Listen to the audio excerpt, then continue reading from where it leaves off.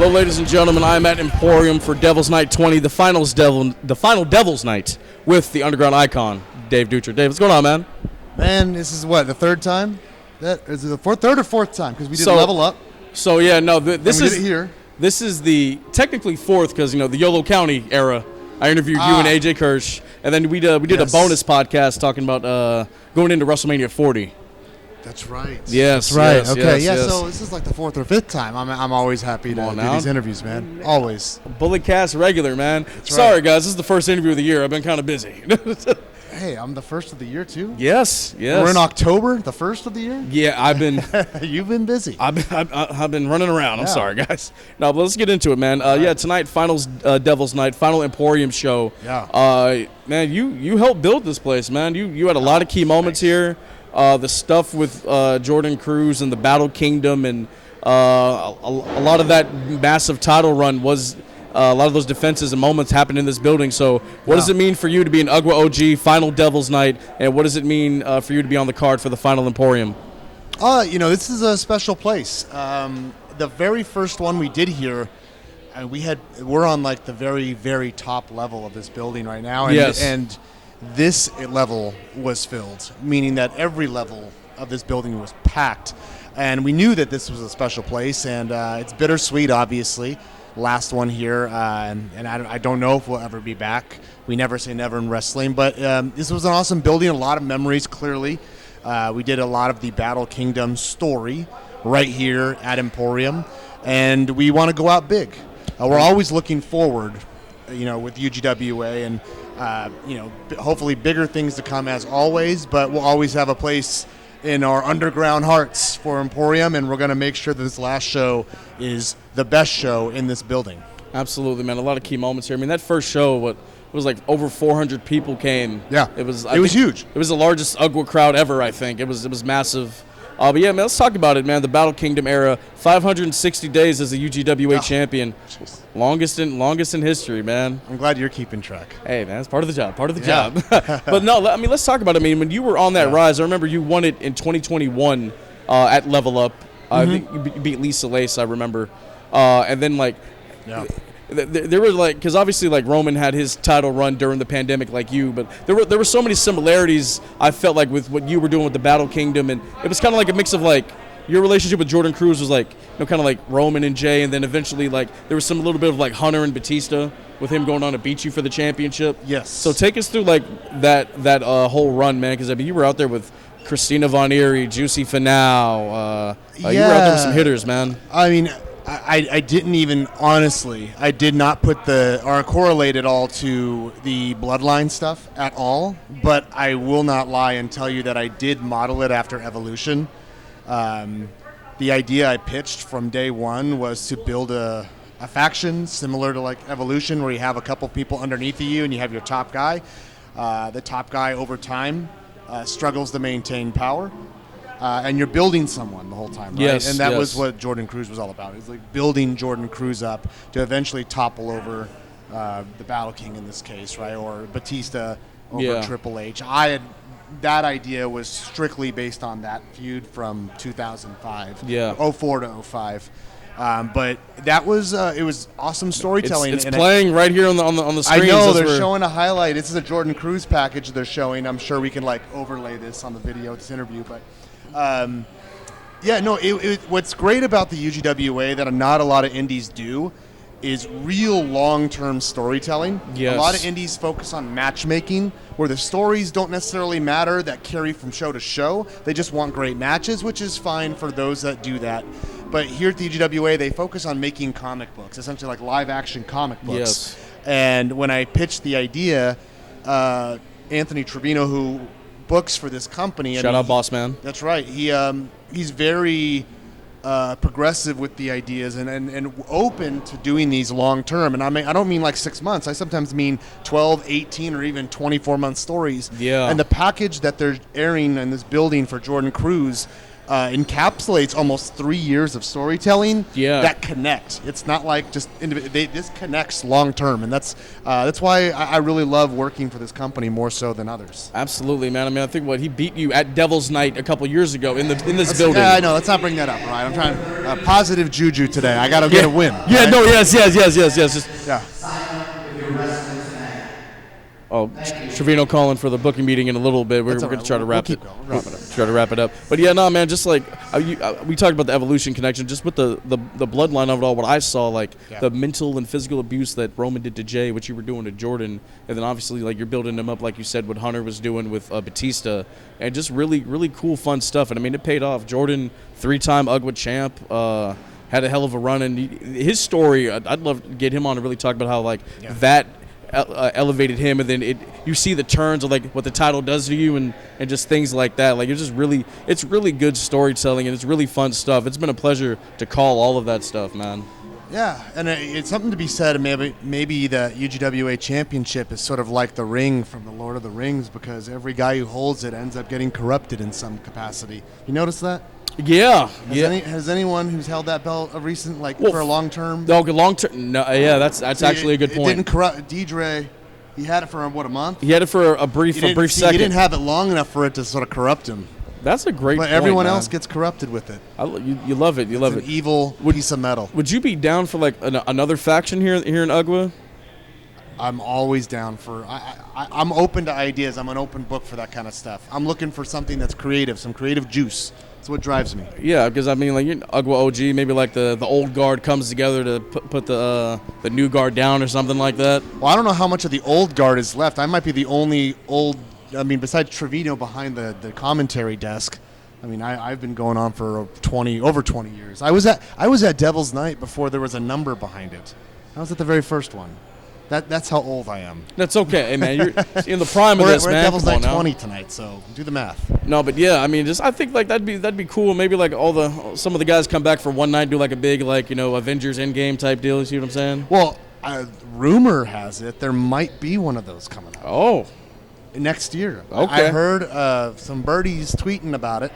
There might be an underground kind of, I don't know if you want to call it a reunion or whatever you want to call it, but a lot of the guys who came up through UGWA in the backyard days, I've heard that there might be something brewing for that.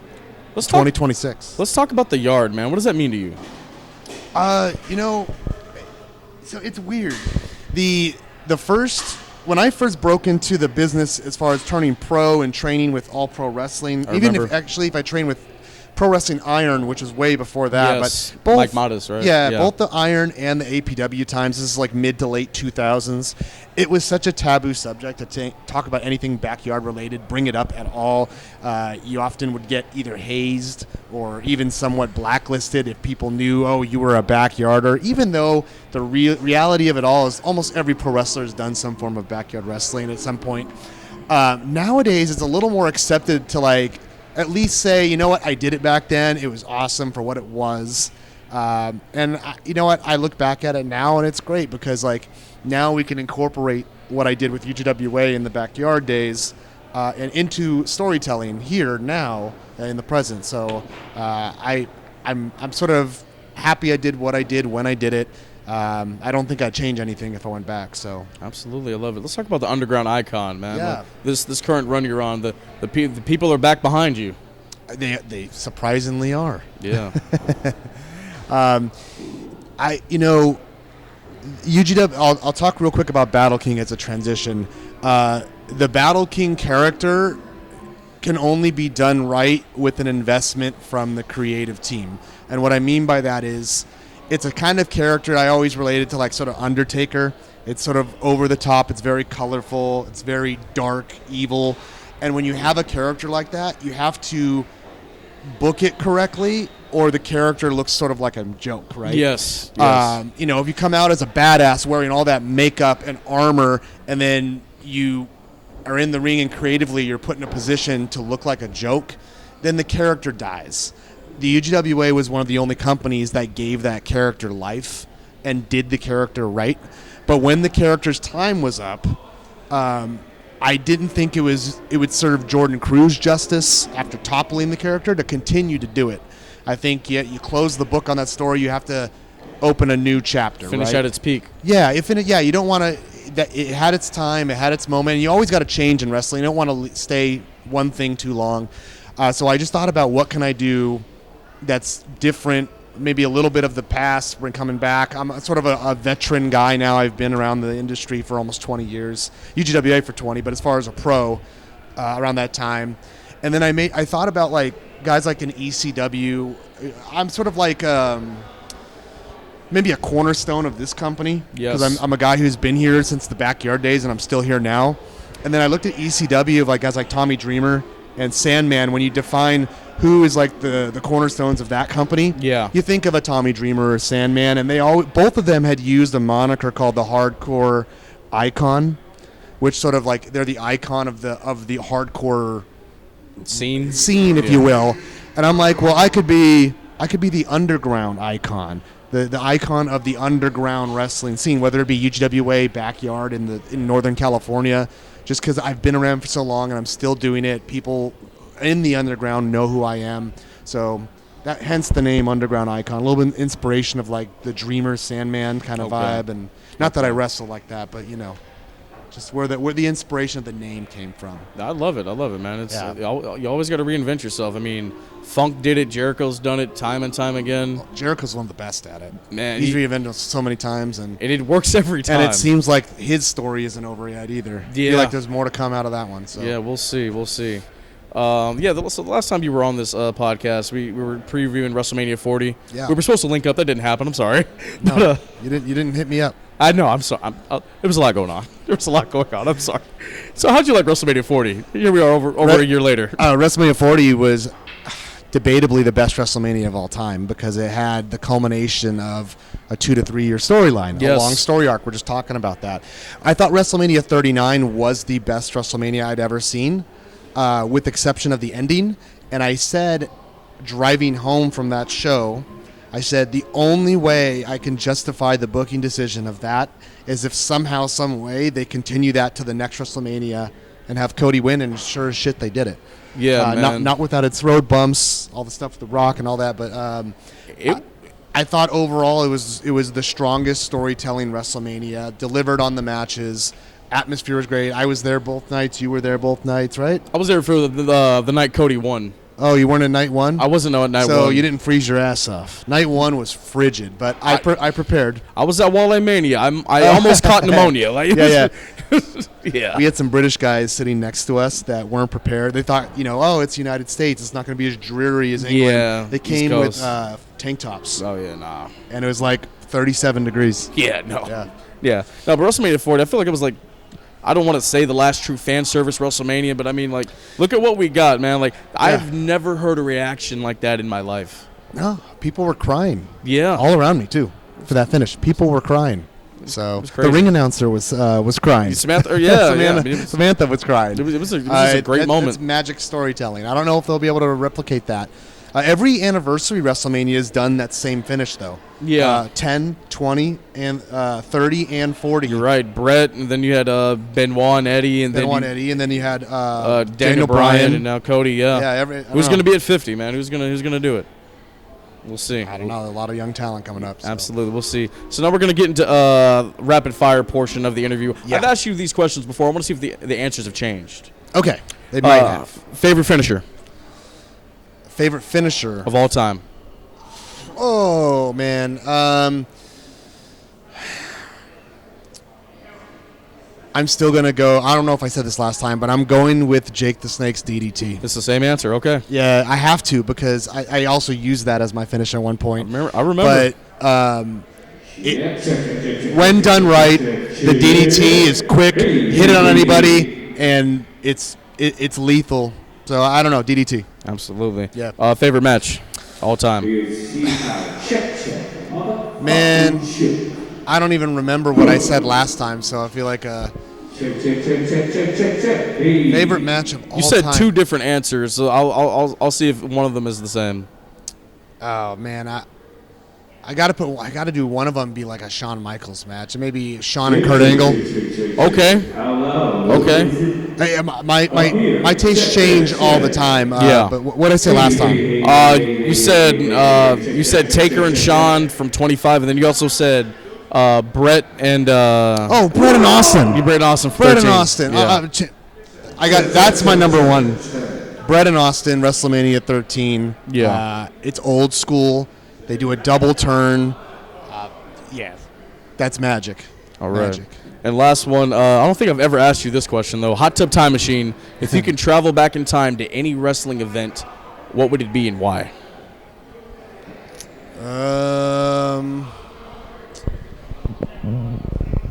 Man. If I had more time, I might say a different answer, but the first thing that pops into my head is the 2005 ECW One Night Stand show. Yeah. I grew up as a teenager watching ECW. I had a buddy of mine whose dad was a tape trader. So I watched the VHS tapes, and I got so into ECW. I was a big RVD fan, huge RVD fan. So when they did that show, and the WWE was producing it, but they really tried to keep it old school, and that Hammerstein vibe, I just thought that was such a cool environment to experience as a fan, even watching it. So, I would have loved to have been there live and just experience that. They played the legitimate music. They had Sandman's, Metallica song. Yeah. None of this, this production music. They used the real songs. I just thought that would have been a cool show at that time to be at live. Awesome. Random last one. If you could wrestle anybody in history, who would it be and why? In history? Anybody. Oh gosh. Your dream match. If you could wrestle any wrestler ever, who would it have been? Man, it's either gonna be Randy Savage in Prime Savage or Prime Macho King. Sure. Yeah. Or Prime Shawn Michaels. Ooh. We're talking before the back injury, or we're talking before the back injury. Okay. I mean, he had a lot of great stuff after the back injury, but that's the Shawn I grew up with after the back injury. Yeah, but pre-back injury Shawn, he might have. He said it himself. He's sort of a dick, but we've heard the stories. Yeah, but I mean, he was my guy for so long during that time. Yeah. So, one of those two. Okay, right on. I love it. Well, Dave, thank you. It's been a pleasure, man. I've watched your career from Pink Mink Inc. all the way up to what you're doing right now, bro. Well, I appreciate it, and I'm watching your career now. Oh, I'm not doing that. Melanin Mafia. Oh, you're doing something. Don't lie. Don't be too humble. You're doing stuff too. So continue with your career, and hopefully at some point before I hang up the laces, because I'm getting up there in age, you cross paths in the ring, not just on the microphone. Hey, man, I'd love to. Man. Yeah. That'd be an honor, for real. Sweet. Thank you for everything, bro. Let the people know where they can find you. Oh, yes. So at Dave Dutra on X, and then IG, it's Dave Dutra Pro, and those are the two places you really want to find. That's what I keep updated. So Dave Dutra Pro IG, and on X at Dave Dutra. Dave Dutra, everybody. Thank you, guys.